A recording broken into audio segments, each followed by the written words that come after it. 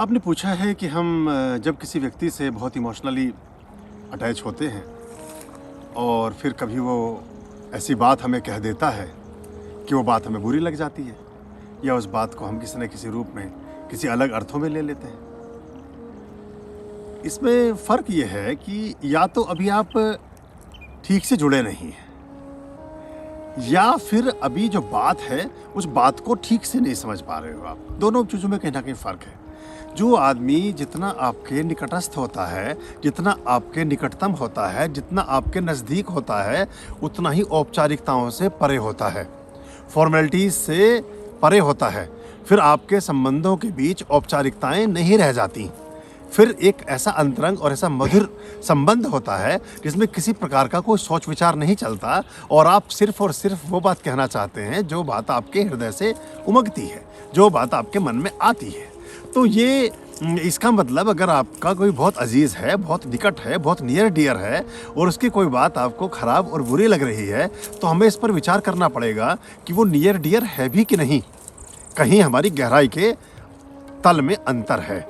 वो एक आदमी 6 फीट की गहराई में खड़ा है, दूसरा आदमी कहीं 4 या 3.5 या 3 फीट की गहराई पर ही खड़ा है।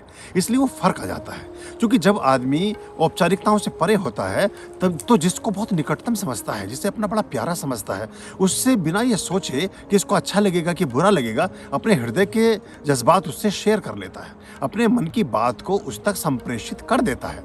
और अगर वो बात आपको बुरी लग रही है तो इसका मतलब आपके और उसके संबंधों में कहीं अभी दूरी बनी हुई है, कुछ ना कुछ थोड़ा बहुत गैप है, वरना वो बात आपको फिर कभी भी बुरी नहीं लगती।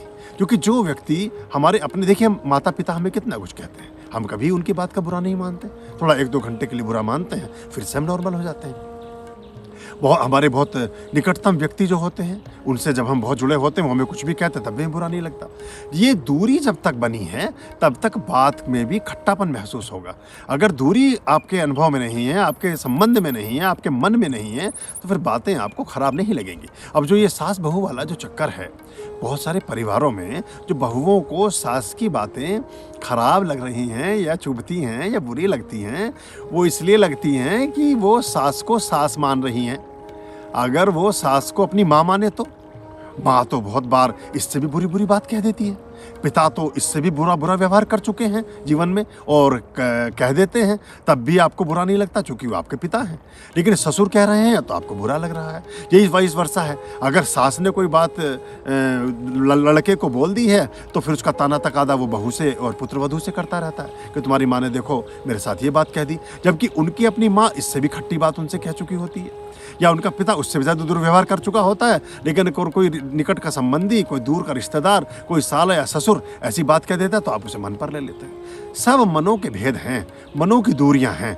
मन के भेद जब मिटते हैं तो फिर इस तरह के जो समस्याएं हैं, इस तरह की जो प्रॉब्लम्स हैं और इस तरह के जो मनोविकार हैं, इनसे भी आप बहुत ऊंचा उठ जाते हो।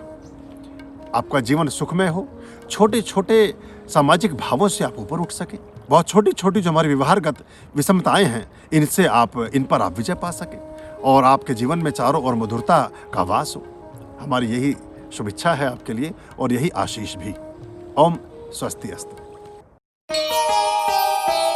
आर्यं शरणं शुभमस्तु, संभव करणं अरमस्तु।